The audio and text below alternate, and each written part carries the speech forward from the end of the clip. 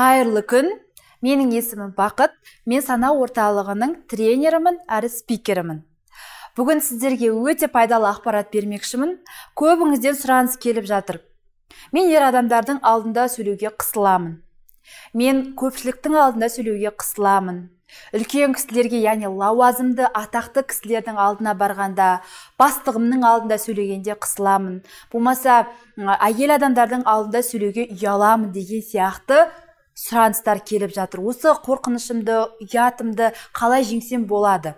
Ең бірінші сіздерге айтатын кеңесіміз ол достар платформасы. Яғни, сіз сөйлеуге шығып бара жатқан кезде өзіңізге установка беріңіз. Тыңдаушылар менің достарым. Олар мені жақсы көреді. Мен де оларды жақсы көремін.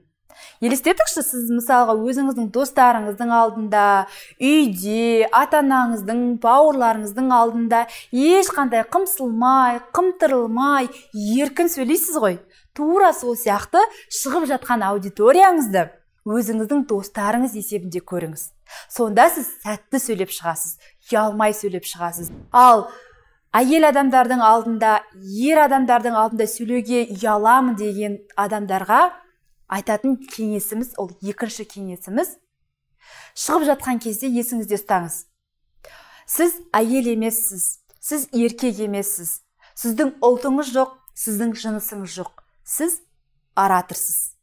Осы установканы өзіңізге жақсылап тұрып орнатып алыңыз.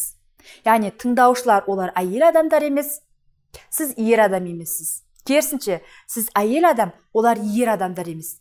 Бұл жерде бір ғана қағида бар, сіз ораторсыз, ол кісілер тыңдаушылар. Осы фишканы қолданатын болсаңыз, сіз міндетті түрде ұялмай, қымтырылмай, еркін сөйлеп шығасыз. Және де ең соңғысы, үшіншісі, ол шәкірт және ұстаз платформасы.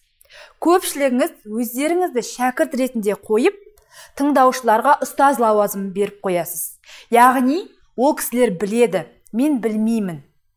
Жоқ, олай ойламаңыз. Сіз өзіңізге ұстаздың статусын беріңіз. Ол кісілер шәкірт болсын. Сізге сахнаға шығуға мүмкіндік берді ма? Сөйлеуге мүмкіндік берді ма? Демек, сіз лайықтысыз. Сіз білесіз. Барлығын білесіз. Ал ол кісілер білмейді. Осы установканы беретін болсаңыз, сізде тіпті бастықтардың алдына барған кезде де ешқандай қобалжу болмайды. Емін еркін сөйлеп шығасыз. Берілген ақпараттар сіз үшін пайдалы болды деп сенемін. Келесі көріскенше сау болыңыздар.